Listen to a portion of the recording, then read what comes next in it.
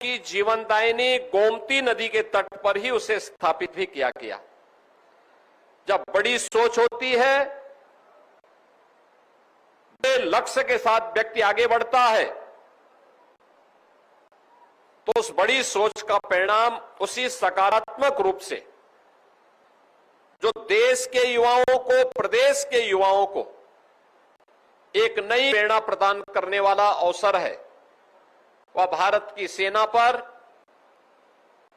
भारत की नौसेना के बारे में उसे यहां जानकारी मिलेगी और किन सम विषम परिस्थितियों में हमारे सैनिक कार्य करते हैं।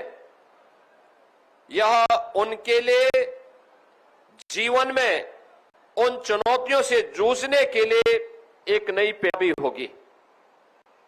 बहनों और भाइयों, हमारी नौसेना अपने उस लक्ष्य को लेकर के चलती है जो उस विराट सोच का प्रतीक है कि नभः स्पर्शम दीप्तम, यानी आकाश की ऊंचाइयों को छूने के लिए उस प्रकार की सोच भी चाहिए।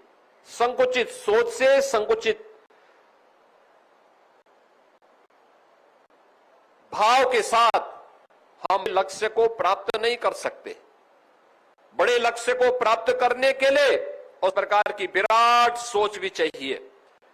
और याद रखना, देश के यशस्वी प्रधानमंत्री जी ने देशवासियों के सामने विकसित भारत की जिस संकल्पना को हमारे सामने रखा है, उसमें उन्होंने हर भारतवासी से कहा कि विकसित भारत के लिए हमें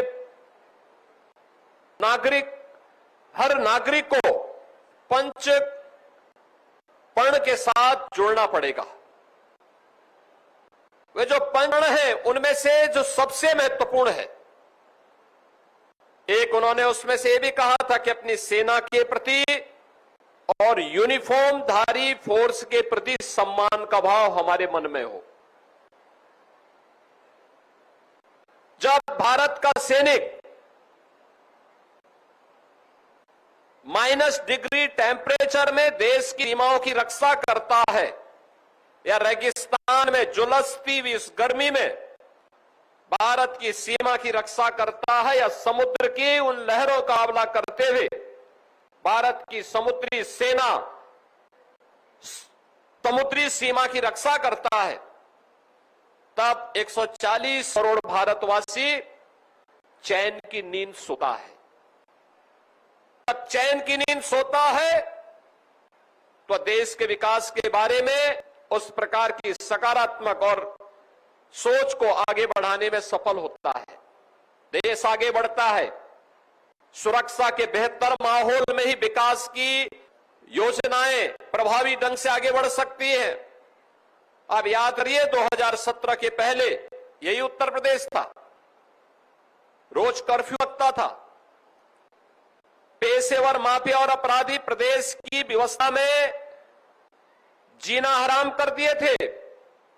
उस असुरक्षित वातावरण में निवेश की संभावना, विकास की संभावनाएं अपने आप ही क्षीण हो जाती है। लेकिन जब हमारा सैनिक सुरक्षा के प्रति पूरी प्रतिबद्धता के साथ लग करके अपने कर्तव्यों का निर्वहन करता है, तो नागरिकों का भी कर्तव्य बनता है कि वह अपने उन सैनिकों के प्रति सम्मान का भाव रखें। और याद करना, उसी भाव को अंगीकार करते हुए हम लोगों ने लखनऊ में इस नौसेना की इस वाटिका को, इस म्यूजियम को यहां पर आग्रह किया था, और मैं धन्यवाद दूंगा।